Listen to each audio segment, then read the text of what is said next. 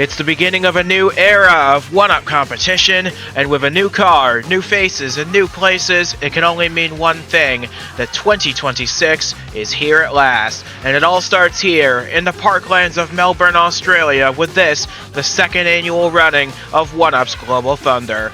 With Duke and Zach alongside me in the booth to bring you all the action over the next 18 laps at Albert Park, all that's left to say is it is so good to be back after such a busy off-season. Yeah, it absolutely is. It's fantastic to be back with cars on the track, a brand new car. This is brand new drivers and brand new places, just like every off season. It's going to be a fantastic race here today, and I am so excited to be in the booth and get to enjoy it with all the rest of you. And that's not even getting into the track itself, normally known for open wheel racing. It's time for these one-up stock cars to tackle the Albert Park circuit.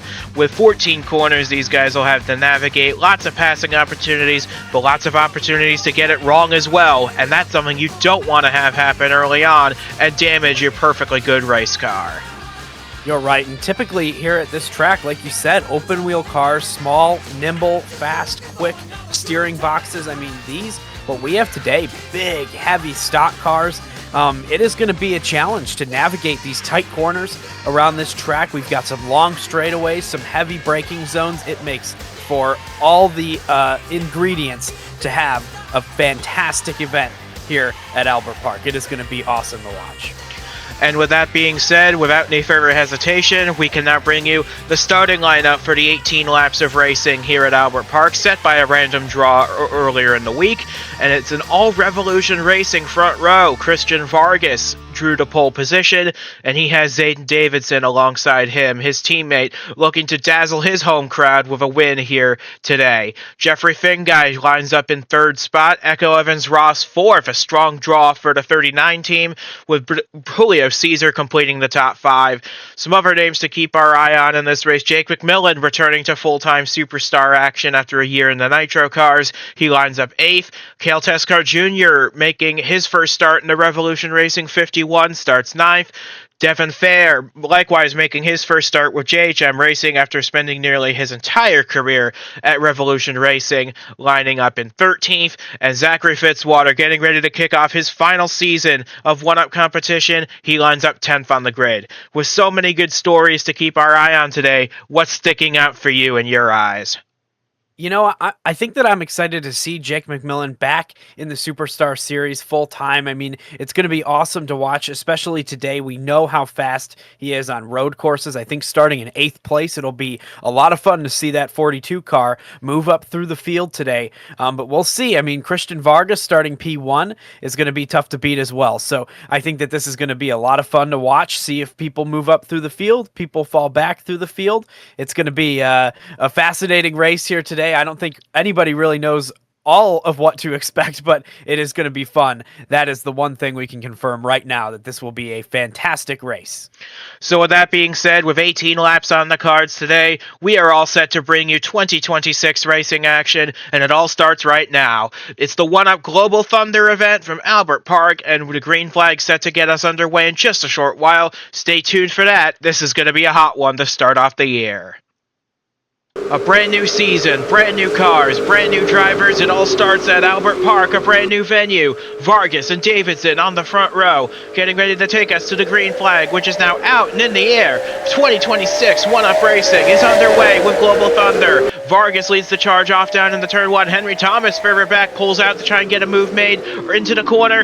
Davidson has to slow up, and that's Vargas with the lead heading out of turn two as the rest of the field streams their way through. Clean going so far for the first two corners. Yeah, and you can tell that is a tough little sequence right there. Hard right-hand corner into turn two. It's full throttle, but you're still turning at that point. And here we are in turn 3, 4, and then heading towards 5 as well. Another tough sequence in these big cars, and you can see they're still too wide for most of the way through this pack. It is incredible they've kept it all off each other and clean through this part of the track. And it looks like the top three so far have put some distance between themselves and the rest of the field. Julio Caesar getting alongside Echo Evans-Ross for what looks to be the 4th position further back, making our way through. Everybody makes it through turn 6 clean. That's good news. But Echo Evans-Ross clear of Julio Caesar. Now Emma Kruger's going to try her hand at the Brazilian for 5th spot. long sweeping straightaway, full throttle through there, then a hard braking zone. This is a tough part of the track, much like the rest of this track, and you can see them using up all of that racing surface that we have all the way out to the grass, and still we have some two wide battles around this place, but everything's starting to calm down and spread out a little bit. There's a big move to the inside from McMillan. In the 42, down on the inside of Zachary DeLello. That is a battle for the 7th position, but it looks like he's going to lose that there. And now Tescar's taking a look to his outside. Devin Fair taking a peek on the outside of Joshua Michaels for what will be 12th spot. But making our way through turn 13 and 14 for the first time today, it'll be Christian Vargas. Clean sailing so far. He will lead lap number 1. Understandable based on that starting position. You know, getting through turn 1, as long as you can stay hanging on the outside there, you can use all that momentum across this rumble strip and keep the lead from that spot where he was starting to the left of 2nd place. And there is Emma Kruger right now in 4th position. And yeah, everybody's single filed out pretty much now until you get back to the 42 car once again making some moves. This time on Miles Mashburn, that is a fight for 9th spot, and it looks like the 42 is going to hold on to it, but we got one slow in the back, and it's Ryan Griffin, last year's Rookie of the Year in the 02, smoke pouring out of the back of that 02 Little Caesars Ford, and this could be game over for the 02. He was never a fan of these road courses, and this is going to bite him. This is already going to derail his day, and it could end it altogether. Yeah, that is brutal to start this season. You know, of course, a non-points race, just a fun thing. Oh, did he make contact perhaps with his teammate, Patrick Smith, in the 22? Oh, interesting. Because the 22's got some damage on the left side of that car. Yeah, I agree. That certainly could have been what happened there. We'll have to see if we can get a replay after this race, but yeah, that is a tough break. Started 19th, so already had a big hill to climb, and now is going to be heading to the pit lane for repairs. And meanwhile, Cale Tescar Jr. continuing to get his elbows out. He's already passed Jake McMillan. He's getting alongside Zachary DeLello. Going to try and gain 2 spots in a single lap. Move made. Tescar up into 7th spot already. Yeah, that's a great move right there from the 51 car. And now has that position clean and clear, heading down into our long straightaway, heading into turn 1. It's going to be a big drafting zone, and continuing to just try to click off some laps here. And this is, again, Ryan Griffin is very slow on this track right now. But the good news for him is the smoke seems to have gone from that 02 car. So whatever he had going on, it looks like might be clearing up a little bit. We'll see if he can get that thing repaired once he gets to pit road. But this crowd of ravenous Australians is really pulling hard. This is a very partisan crowd. They've got 2 hometown drivers to root for in this race, and one of them is battling very hard right now for the race lead, that being that 4 car of Zayden Davidson.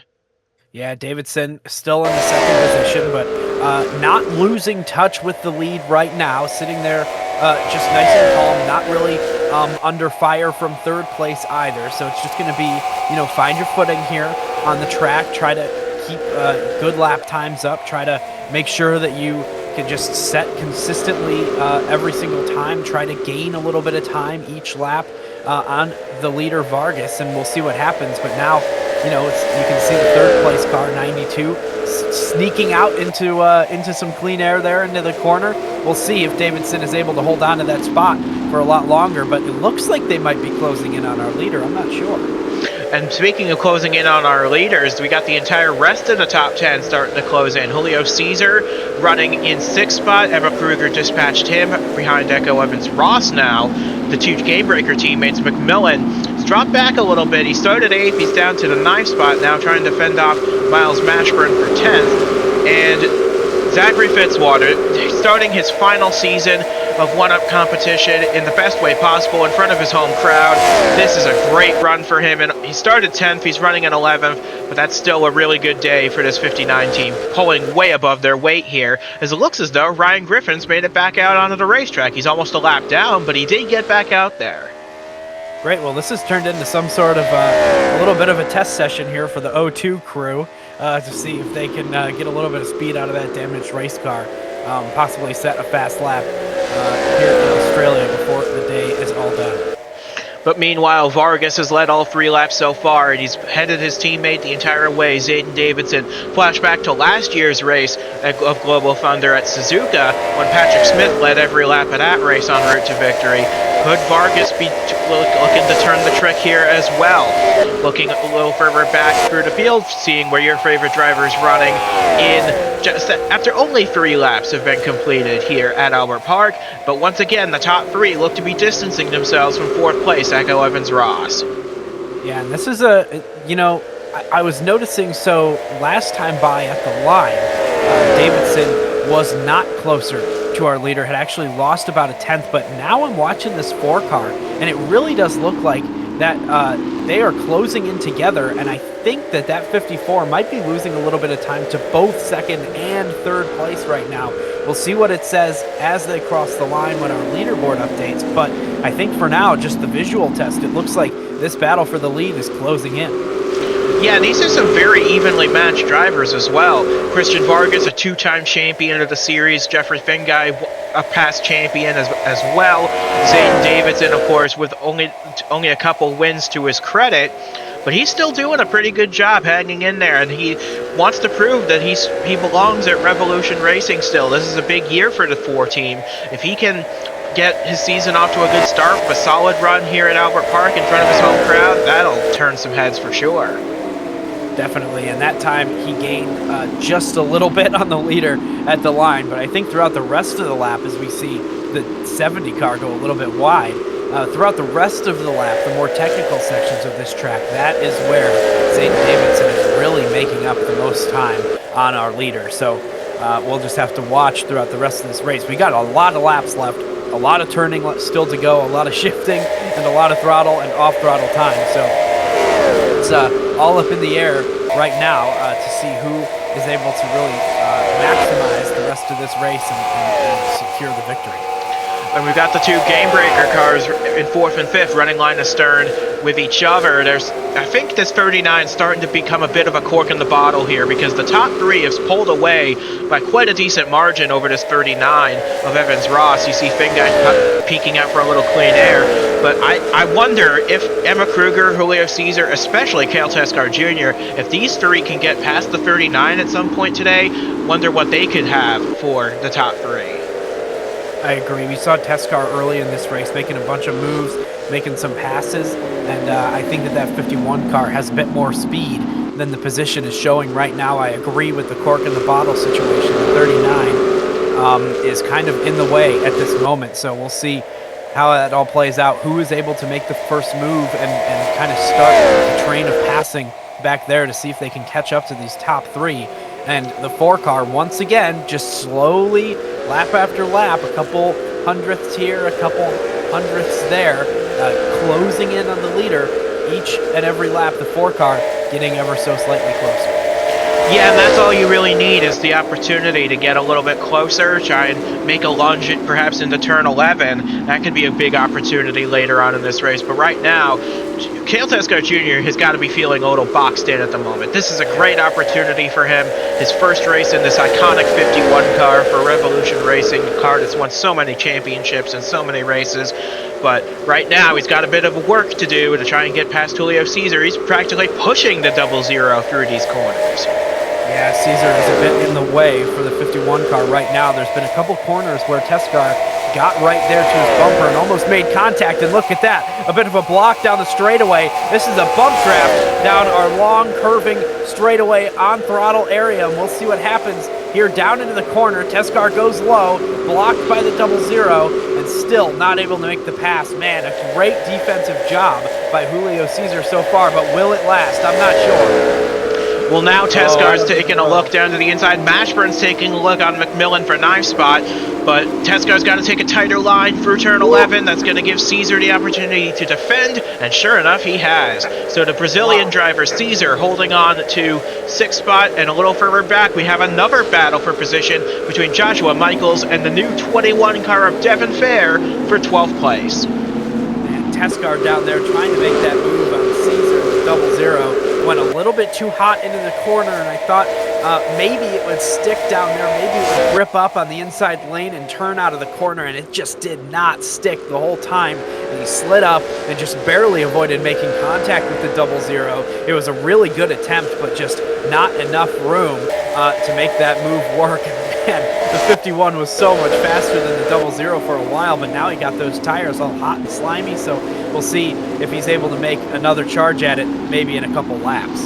Meanwhile, Jake McMillan, I expected a lot more out of this 42 today, making a lot more passes, but he's been stuck behind Zachary DeLello in the 08 for so long in this race.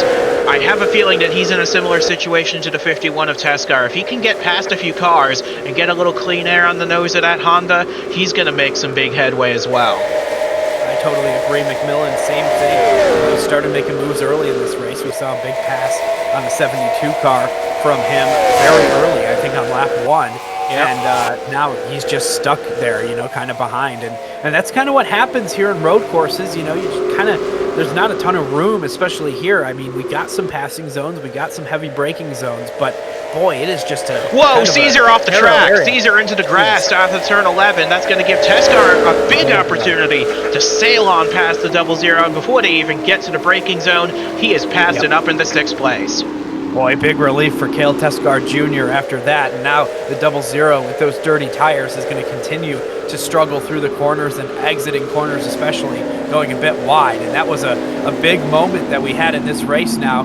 Teskar gets that position, and we'll see if the 51 car can continue forward. But that was like a gift down from the heavens for Cale Teskar to make that move work without having to really push the tires any harder. Absolutely, because now look at how quickly he's already pulled away from Julio Caesar and onto the back of the Game Breaker teammates, Evans, Ross, and Kruger, running 4th and 5th. So I think you're right. I think once he got cleared the 00, I think this 51 is setting sail. An early candidate for driver of the day today, but there's still plenty of racing to go. We're coming to 10 laps to go this time by. Yeah, I agree. We'll watch to see what the 51 does, because we know that after that big attempt on the move of the 00, he had heated up his tires to kind of light off, cool him off a little bit. All that work that he did is going to just go forward now, working on Kruger and the position of the 70 car. So we'll see what happens with the 51 from here on out in the rest of this race. But there's still plenty of time to make up positions, and this battle is only happening about 3.5 seconds behind the lead. Oh, here we go, McMillan alongside DeLello. This is going to be a treacherous pass down in the chicane of 10 and 11. He's gotten alongside DeLello. He's going to try and make a move around the outside, down in the turn 10. He's hanging it out around there, going through 11. They make contact. McMillan's into the sand trap and into the barriers. McMillan. Hard impact into the turn 11 barriers, turn 10 I should say, and Zachary DeLello has plummeted down the running order as well. But for Jake McMillan, his return to the Superstar Series is going to end early on lap number 8. Just was not enough room for both cars there. Oh man, and what are you supposed to do in that moment? Because the 42, he had such a great run around the outside, and he was there. He had the position onto the inside of the next corner, and then wow, they just came together and went straight off the track, hard into the barrier for the 42. Looks like everybody's okay. Oh my goodness, what a moment in this race. But that Jake McMillan, boy, he was fast today and just pushed it a little bit too hard right there, and then everything came together. We'll have to get a replay of that later today to really evaluate what happened, but that was an intense situation right there. Man. It's too much, too early perhaps for Jake McMillan. He becomes our first retiree of the event. We're down to pretty much 18 cars in the main train here. Ryan Griffin just ahead of the leaders, not too far away from going a lap down, but for Christian Vargas, it's been smooth sailing. He hasn't had to worry so much about anything else. He's been leading the entire way pretty cleanly. But Zachary DeLello, he was running in the 8th position. Now he's all the way down in about 16th, 17th place, and he's got a lot of work to do to dig himself out of that hole. Yeah, that is going to be a challenge, especially with a little bit of damage on that car and some dirty tires after going through the grass and the sand a little bit. But meanwhile, out front, Vargas still holding off Davidson, and the gap has not really changed. However, the 3rd place gap is starting to fall off a little bit. Finn guy is falling behind, possibly losing some speed in that car to the top two. But right now, Davidson still chasing, still has a shot at this thing. Both of these drivers could certainly win this race, and Davidson is far from out of it. Yeah, and this crowd, I'm sure, would love to see Davidson pull out a move on Vargas in the late stages. But look, you see that speck up the road? That's Ryan Griffin trying to log laps. He's not that far away from going a lap down. And I think it's all going to come down to where they catch him on this racetrack. If they catch him in one of these technical sections, that could really slow all of them down. Oh, yeah, we've seen plenty of situations with lap traffic over the years, and all of our series is here, but especially at road courses, it becomes a big issue. When you're in those tight corners, there's just nowhere to go. Sometimes you just have to ride behind, and when you get trapped there, you can lose a ton of time very, very quickly. So we'll have to watch the 54 to see how that all plays out, and if that's going to be a situation where the 4 is able to make a move and capitalize on possibly a slowdown of our leader. We'll see where Ryan Griffin gets caught, because he's doing everything he can, and he's just trying to stay out of harm's way. But these leaders are coming up on him at about a rate of about 3 seconds a lap. So they are going to catch him sooner rather than later, definitely before the end of this race. It's just a matter of where they catch him and how hard it'll be to pass him once they get there. Yeah, could 3 seconds a lap theoretically be fast enough to just kind of go around him when they get there? I'm not sure. Will they catch him on a straightaway and get some draft and then slingshot into a corner to make the move? We're just not sure yet. It's going to happen soon, though. We're certainly watching this situation develop to see how that all plays out. And then additionally, throughout the rest of this field, we might have some people really benefit from that. Speaking of Cale Teskar Jr. here, Devin Fair might be able to finally make a move on some of these drivers if they get caught up behind the lapper as well. Yeah, I noticed a couple guys making their way into the top 10 after that McMillan crash. Joshua Michaels, Zachary Fitzwater putting on a strong performance here at home. Devin Fair just on the outside of the top 10. So a lot of guys benefiting from that accident earlier on in this race. But we only have 8 laps to go in this race, and the 92, I've noticed, starting to close in back in on the 2 leaders. So this could very well still be a 3-horse race out front. Well, and now is the time, because this is the moment where you're going to have, every race, there's these moments where you get an opportunity, and you have to capitalize on all those moments that you get, because you don't get a ton of them every single race. Each lap you might get an opportunity, but not at a place like this. You got to wait. You got to set yourself up just right. And here we are approaching the opportunity. We can see it on the track just ahead of our leader, and you have to be right there, ready to capitalize as soon as you catch the lap traffic, so that you can be there and ready to pounce as soon as you have the chance. The thing is, I don't think they are going to catch him until turn 11 at the earliest, and if they catch him there, it's going to be a whole nother set of corners before they can get an opportunity to pass. So I think, they're going to catch him right at the entrance to turn 11, and they're not going to be able to pass him there unless they make a big lunge, which I would not do in this scenario. Yeah, they back out of it pretty early. So this is going to stack up the 3 leaders, and this could give Davidson or even Finn Guy an opportunity here. It's true, and Davidson's going to have to be watching left and right to try to find a good spot, because Vargas isn't going to be able to pass here, and then this whole section he's going to be stuck behind. It's going to hurt his exit too. You got to get a good exit here if you're the 4 car, and try to capitalize right here, because there's going to be the move. You don't want to get caught behind him now.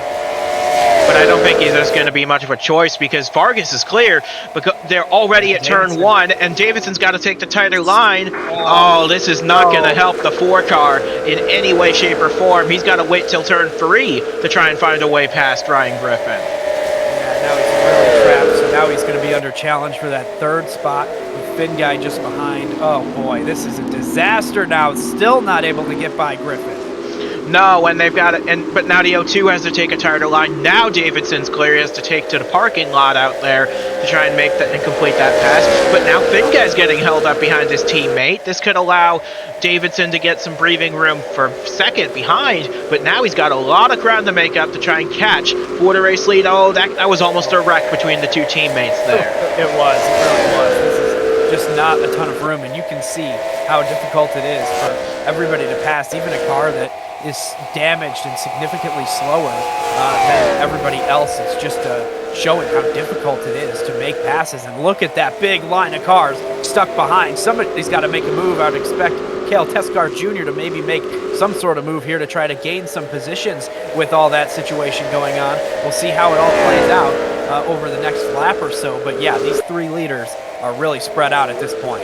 Yeah, Echo Evans-Ross is passed. Kruger and Teskar now down to the inside trying to make a move, but they have to take that tighter line. That's allowed Caesar and Mashburn to tighten up the gap between themselves and the battle for the 5th position. So Teskar's going to try and sneak his way through. Now Kruger is still alongside the O2. We'll see what the gap is between Davidson and Vargas, though, at the line. It's definitely going to be bigger than it was last time but hopefully Davidson was able to make up a little bit of time there. Yeah, he didn't lose as much time as I thought he might, so this is still very much game on for the battle for the win here today.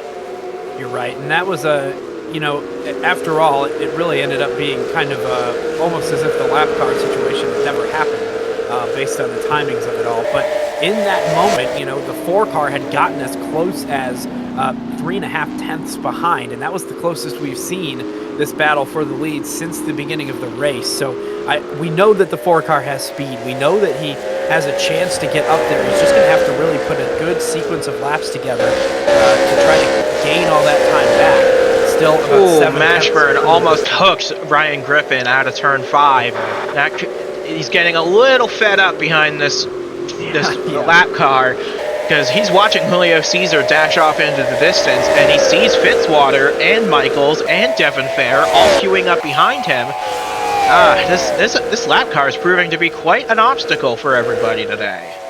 Yeah, and as the lap car falls farther and farther down the field, the lap times that those cars are setting just become a little bit closer, and the speed difference isn't as high as it was with the leaders, so it just becomes more and more difficult to make that pass. Fitzwater into the gravel. Michael's into the gravel. There must have been an incident through the chicane there. Yeah, Patrick Smith way onto the brakes to try and avoid Michael's there. But the 6 and the 59 must have had a coming together into the chicane. And Fitzwater had such a strong day going. He was in the top 10. Now he's got some damage to the back end of that race car, and he has seen all of his good hard work today come undone. Wow, that is a disappointment, And we saw a little, kind of caught the end of that. We'll have to get a replay after this thing is over. But that is some serious damage to the rear end of the 59 car after all that contact. Let's see what happens here.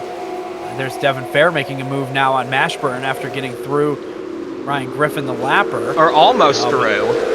Almost through is right, because Griffin now is still to the left of Devin Fair. And that is just how it has been trying to pass him throughout this whole field. And now we have a little bit of a battle for the second position as the 4 car has fallen a little bit farther off the lead. The 92 has gained enough to be right there on the bumper. Yeah, Finguy's had a lot of time to think about this. He's been back here for a while, and with only 5 laps to go now, time is running out for these guys to make any headway. Vargas is taking off. He knows that there's only 5 laps to go in this race. Now I think it's his time to press the go button and just sail off into the sunset here. But if Davidson and Finguy start battling each other hard enough for second place, that could just let the 54 just get that further and further ahead.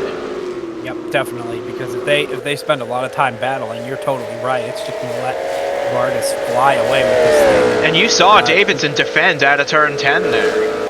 Yep, it's turned into a full defense for the 4 car at this point with Finguy behind, and I think that they both should realize at this point that is going to be the demise of their chance of possibly winning this race if they get to battling. So I think that they're wanting to stay single file, but it's going to come to push and shove later on in this thing if they don't get it sorted out soon. And meanwhile, Michaels and Fitzwater drop further off the pack. I think they're just in limp home mode at this point, especially Fitzwater. Last time by, he was about 4 seconds a lap off the pace compared to the leaders. I think he's just trying to survive at this point in the race. We've only got 4 laps to go to the checkered flag, and we still got 3 cars in the mix for victory, 2 former champions and 1 hoping to wow his partisan crowd. Yeah, and this car, this Davidson car, second place here, gained a couple tenths on our leader last time by. So even despite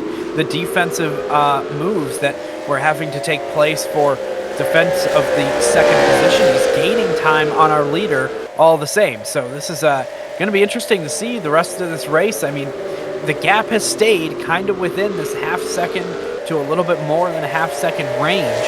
I don't know. With 4-car, I think that the speed could be there. I think it's just you have to be consistently doing the same thing lap after lap. And right now, he just hasn't been able to get any closer than a half second without any assistance.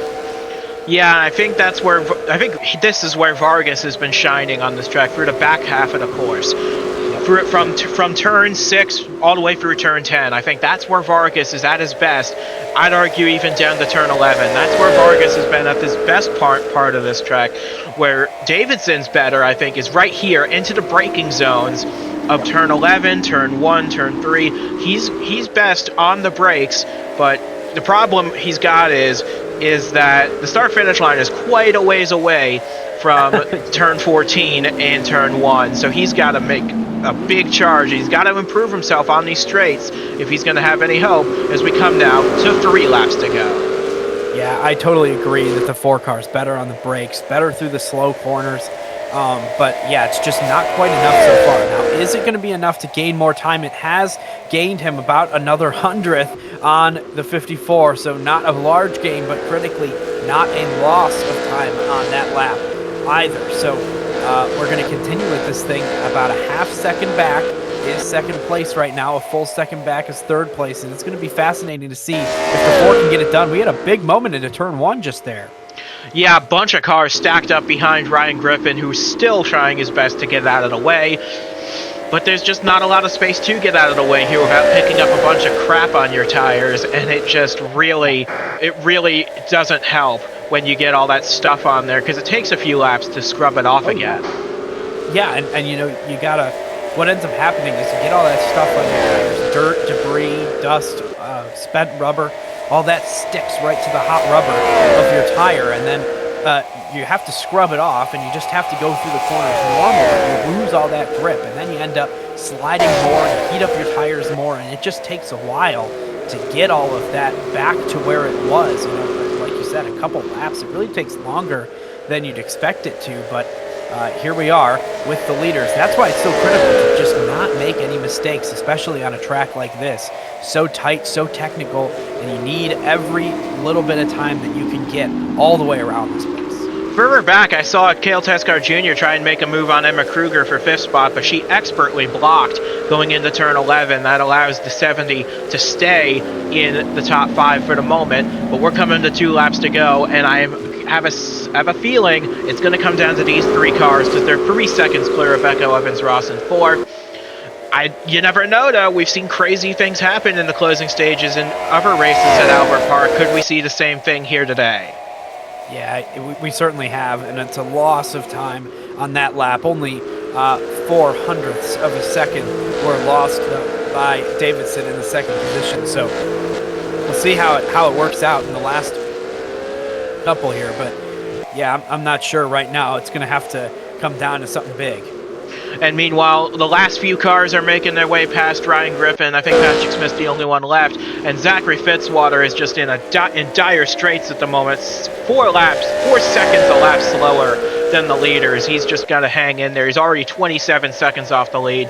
He just needs to hang on for 2 more laps, as does everybody else, especially Christian Vargas, who's led every lap up to this point, but he's had a fight the entire time from his erstwhile teammate, Zayden Davidson. I know, and this is it's a situation where, like, I mean, there has not been rest for any of these 3 drivers. throughout this whole race pretty much. I mean, they've been so close to each other that any little mistake would have caused a position change or a serious battle to ensue. And here we are, 17 laps later, about to hit lap 18, and they're still at it. Nobody has really made that big of a mistake, not that we could see at least. And here we are, one lap to go, coming to it at least, and they've all pushed this hard for this long. Who can keep it up the best to the end? I see a gap starting to form, though, between Vargas and Davidson. Maybe the 4 has exhausted all his efforts to try and make this happen. But we're coming to the white flag. There's no time to rest now. You've just got 3 more miles and change to try and settle out the win in Global Thunder. White flag is in the air. We're on to the final lap. Here we go. So that gap has increased once again, like you said. I think that maybe the brakes that were helping the 4 cars so good throughout this race have maybe turned the table here. They might be a little bit too hot at this point. It might be a little bit too hard to get the car slowed down in time. And right now the 4 car is going to have to do everything that's left in the bag, everything that's left in the bucket to try to figure out how to get to and past our leader. Boy, not a lot of time left to do it, though. We haven't seen the 4 car close enough yet to even attempt to move. And right now, he's just getting farther and farther back. I think he's going to have one more shot at it, down into turn 11. That's been where he's at his best all day long, and we're making our way through turn 6 now. Through 7 and 8, down the long, winding back straightaway here at Albert Park, towards the chicane of 9 and 10. We've seen a lot of contact happen here before. If Davidson overcooks it in here, this could be an opportunity for Finguy perhaps to swipe it from both of them. See that 4 car just preparing to try to get on the brakes here into turn 9 and 10 through this little section. Davidson's closer. Model area. Yep, he is getting a little bit closer. It's going to be hard on the brakes here into turn 11. We'll see what happens. Looks like he's a little too far back, but boy, is he cooking it into turn 10 a little bit too much. That could have been his opportunity because he goes onto the gravel a little bit through turn 11. But that could be all she wrote for this race. And for Christian Vargas, he kept up his streak of winning a race every season of his career last year at Walt Disney World Speedway. But now he's going to kick off 2026 in the best way possible through turn 14 for the final time. The 2-time champion is back at top form, and Christian Vargas is going to christen 2026 with a win here at Albert Park. Wow, a fantastic race from Christian Vargas. We focused a lot on Zayden Davidson throughout this race, but Vargas really put on a stellar show. I mean, never wavered, never showed a chance of slowing down, never gave Davidson even an opportunity to sniff a shot at that lead, even up to the last lap in turn 11 when he made that big lunge. If the 54 was a little bit closer to the 4 car, it would have been some contact, but it just wasn't close enough. A great job from the driver of the 54. Behind our top 3, Echo Evans-Ross held on all day to finish 4th ahead of her teammate Emma Kruger. Cale Tesco Jr., first race for Revolution Racing in the 51. I'm sure he wanted a little more, but 6th place after starting 9th. That's a great gain of positions for him. Julio Caesar down to 7th. Miles Mashburn 8th. Devin Fair started down in 13th. He picked a bunch of spots up all the way up to 9th. And Elaine Sanders started down in 15th to complete the top 10. He's probably our biggest mover of the day so far. Ahead of Ben McDonald in 11th position. Henry Thomas 12th, making our way further back. Zachary DeLello, after that contact with the 42, only made it as far up as 13th.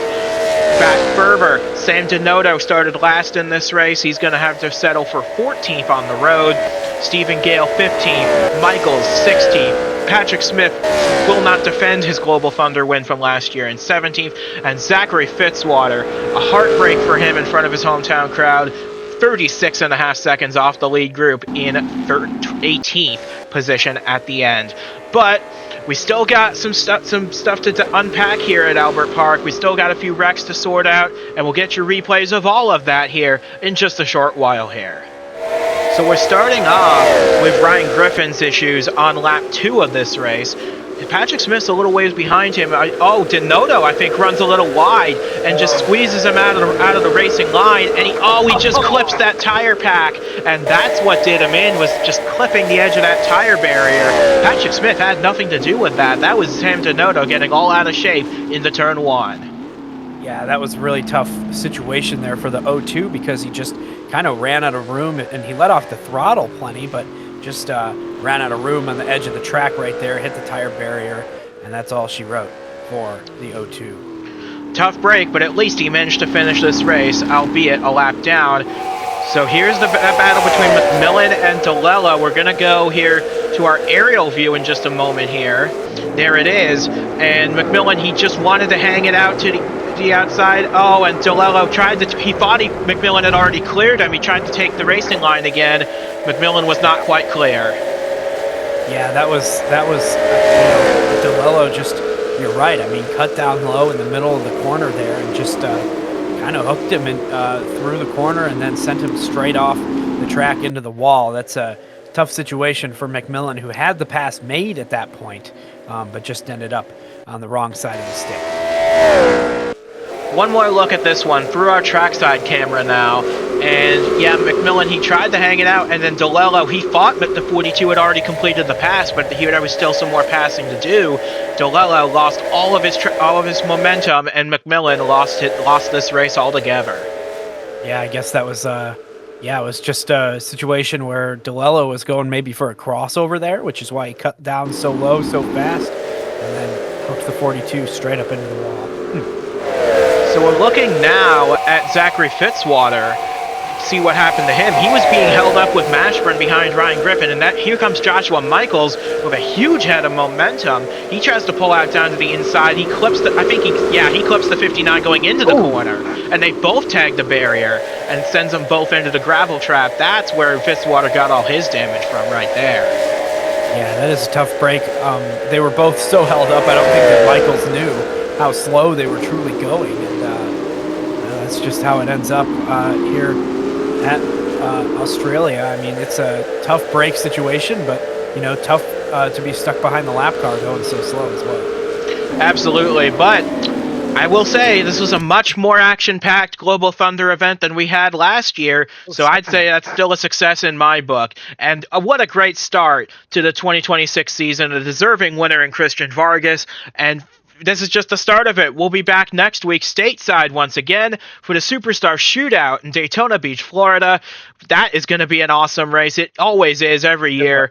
And it kicks off Speed Weeks with the Daytona 500 lurking just beyond that. It's going to be a lot of fun, and we hope you'll join us for all of that as well. But with that being said, from Duke Anzac and from myself as well, thanks for joining us for the second rendition of One Up Global Thunder. Some action all around, but in the end, it was Christian Vargas leading from flag to flag to score a big win and to deny Zayden Davidson a popular win in front of this adoring Australian crowd.